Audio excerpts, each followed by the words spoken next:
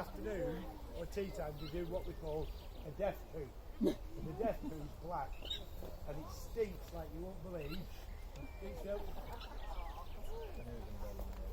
And if you could smell it, you'd understand why owls don't have a sense of smell. So when I went down to check on back of this lady's head, I had a look down and it was all dribbling down her hair. Oh. Guess what colour it were, guys? Black. Black.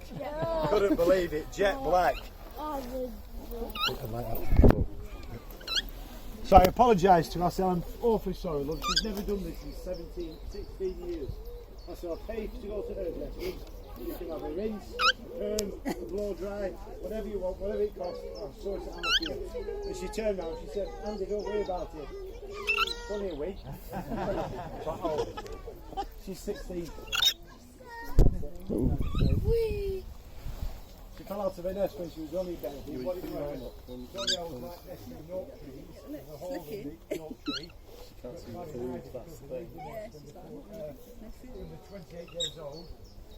So the end of the branching stage, which means you're hot from branch to branch. And breeding season, we get that many people ringing me up saying they found an orphan, an injured owl.